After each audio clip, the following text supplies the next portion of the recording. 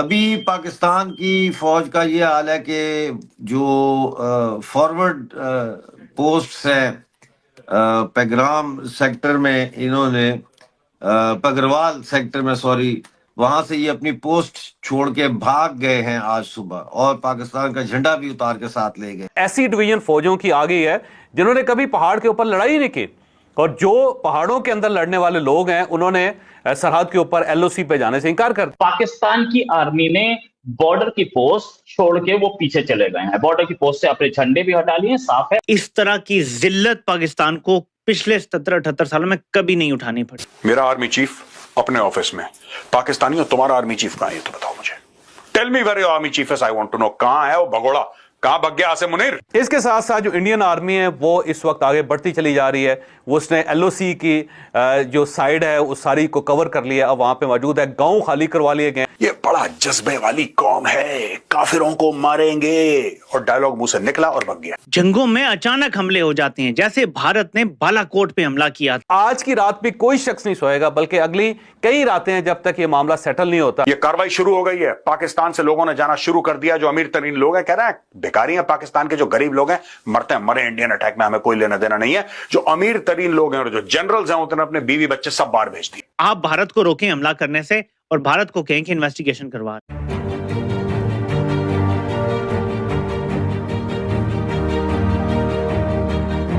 नमस्ते दोस्तों, जय हिंद। निक न्यूज भारत की रिएक्शन वीडियो में आप सभी का स्वागत है। दोस्तों, जैसा कि आप जानते हैं भारत और पाकिस्तान के बीच में तनाव चल रहा है, और वहीं दूसरी तरफ एलओसी से एक खबर निकल कर आ रही है दोस्तों कि पाकिस्तान के जितने भी सैनिक थे वो अपनी पोस्ट छोड़कर भाग गए, बंकर छोड़कर भाग गए, सारा सामान छोड़कर भाग गए, सिर्फ पाकिस्तान का झंडा लेकर भाग गए।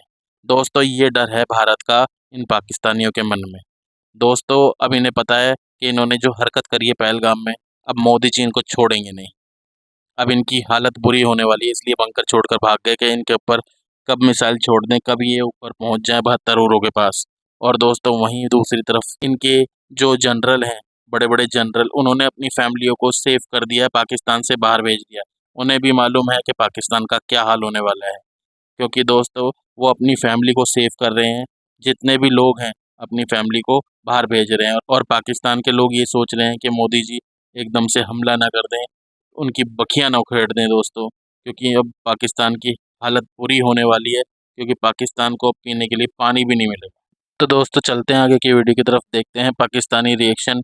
धन्यवाद। मैंने बिंदिया लगाई हुई है, and because this is my form of peaceful protest.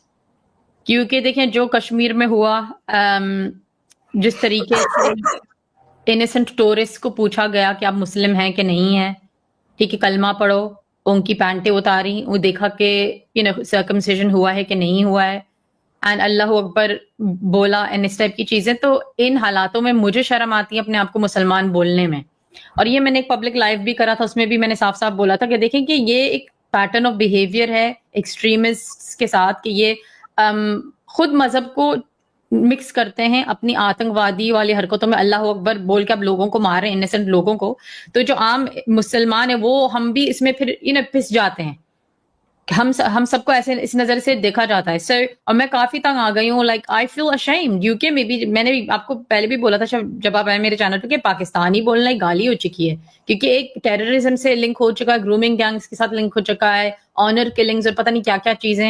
And मुसलमानों का भी नाम इस वजह से जनरली बदनाम हो चुका है, क्योंकि अल्लाह अकबर बोल के ये लोग जो अटैक्स करते हैं एक्सट्रीमिस्ट। तो ये जो आम इंसान है, जो भले मैं मजहबी नहीं हूँ, मैं स्पिरिचुअल ज्यादा हूँ, ठीक है, मगर फिर भी मैं मुसलमान फैमिली से हूँ, मुझे शर्म आती है यार कि ये क्या है, क्यों जो पीसफुल मॉडरेट प्रोग्रेसिव मुस्लिम्स हैं वो और आवाज क्यों नहीं उठाते इस चीज के बारे में। सो ये मेरा फॉर्म है of a peaceful protest, because like I feel के इवन जो आम प्रोग्रेसिव मॉडर्न मुस्लिम है वो भी तंग आ चुका है यार, कि कोई नहीं चाहता कि हमारा नाम जुड़े एक्सट्रीमिज्म के साथ, टेररिज्म के साथ। पाकिस्तान मुसलसल ये कर रहा है।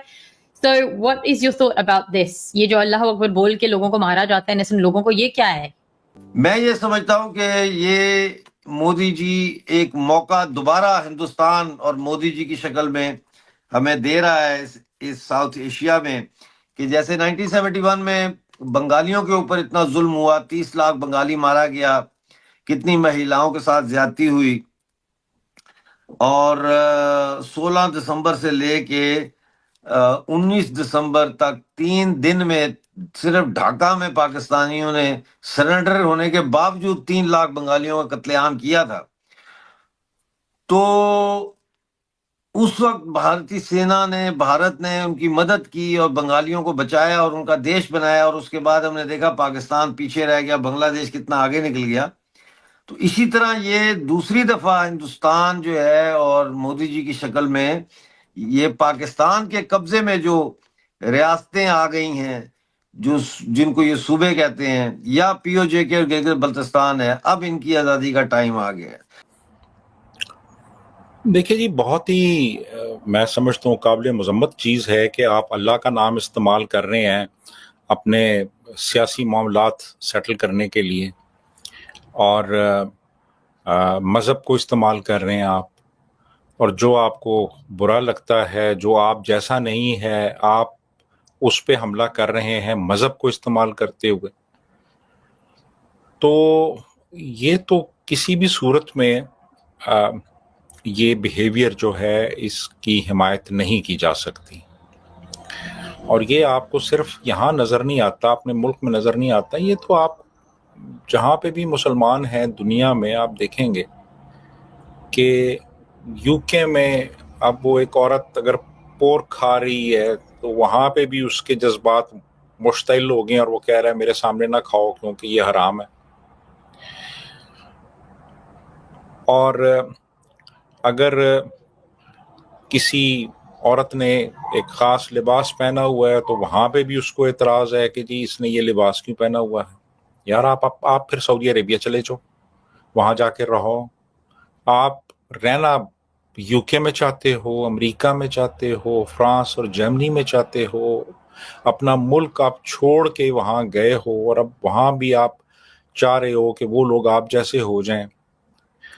तो मेरा ख्याल है कि ये इस वक्त हम बड़ी एक क्राइसिस का शिकार है पूरी मुस्लिम वर्ल्ड। मुझे कुछ ऐसा लगता है कि जैसे हम लोग तहजीबी तौर पे हम बहुत पीछे रह गए हैं वेस्ट से। भारतीय फौज कब्जा करने नहीं आ रही। भारतीय फौज दहशतगर्द, आतंकवाद, टेररिज्म की बैकबोन तोड़ने आ रही है, और वो बैकबोन है पाकिस्तान के आर्मी जनरल्स।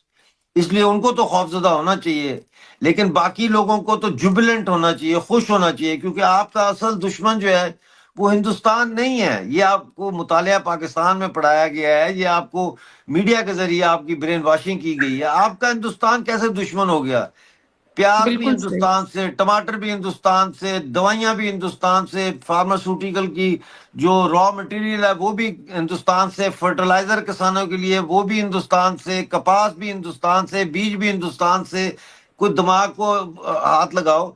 हिंदुस्तान दुश्मन नहीं है, दुश्मन आपका आपके जर्नैल हैं, दुश्मन आपके ये फौज है।